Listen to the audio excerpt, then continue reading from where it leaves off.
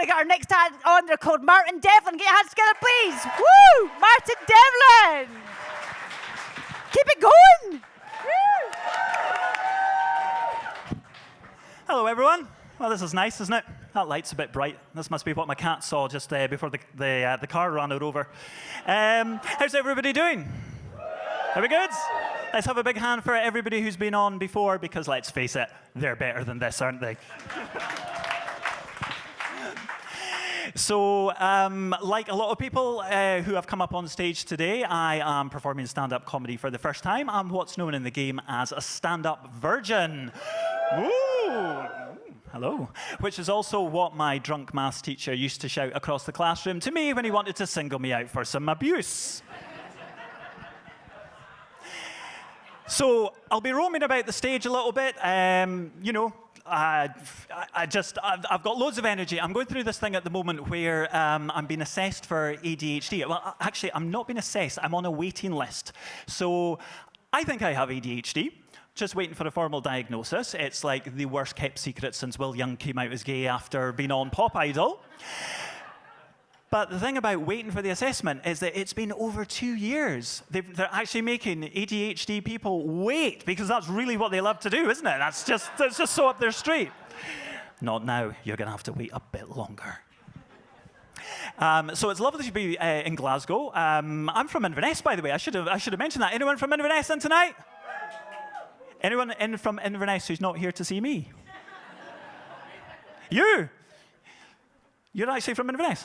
I was born there, yeah. Oh. Goodness me, you managed to get out. Well done. But no, it's nice to be back down here. I really enjoyed doing the ultra training, because it's meant coming down to Glasgow, meeting a really nice group of people for a while.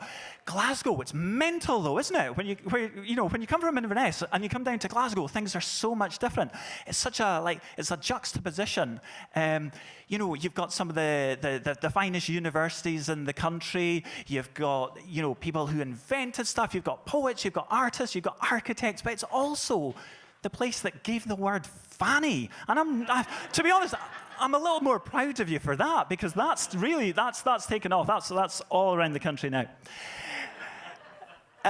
So yeah, I'm not a total outsider to Glasgow. I do have some connections to Glasgow. I didn't mean to make that sound like I was in some sort of drugs cartel. A 44-year-old man was arrested and is believed to have connections to Glasgow. It's nothing shady like that. My father was born here. He was born in Maryhill. We've got some Maryhill folk in.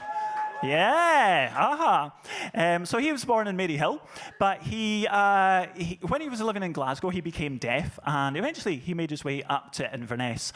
And what I'm trying to do tonight is raise a bit of funds for the Highland Hospice, who looked after my dad so well. They cared for him so well when he was in his last weeks with us. So somebody said to me, like, I'd spoken about doing something in memory of my dad for quite a while, and they said, what do you have in mind? I said, I don't know, have you got any suggestions? And they said, well, you need to make it good. Make it something that really, really scares you.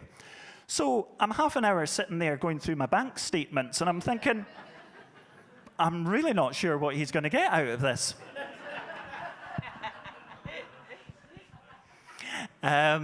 But yeah, Glasgow has just given Scotland and the world so much, particularly in terms of comedy. I mean, Glasgow has always, always, always given the world something to laugh about. Billy Connolly, Kevin Bridges, Frankie Boyle, Elaine C. Smith, and most recently, Rangers Football Club. Oh, they said stay away from the football jokes. Yeah, well, my team won the Europa League, so I can say what I want. Get it round ya, as you would say down here. Ooh, my wife's heckling me.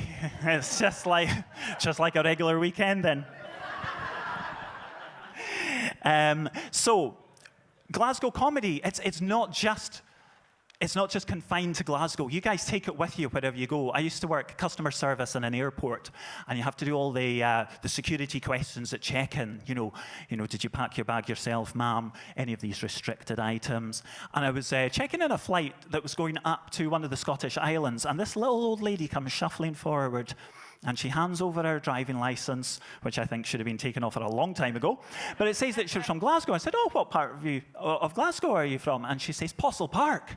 I was like, oh, my goodness me. So I had to say to her, do you have any of these restricted items? And she's like what? I said, well, basically anything that you shouldn't be allowed to take on the plane that might be dangerous to yourself or to the aircraft. And she says, son, I'm not trying to be funny. I couldn't blow up a balloon, let alone one of your wee aircrafts. But the world of work, it's quite a funny place, isn't it? I became quite sort of, ground down. I just got fed up of being threatened all the time in my work. I'm going to stab you, I'm going to stab you, I'm going to do this, I'm going to burn your house down, I'm going to get rid of your kids and all this. And then I decided to give up primary teaching. Ladies and gentlemen, thank you very much for your time. It's been a pleasure.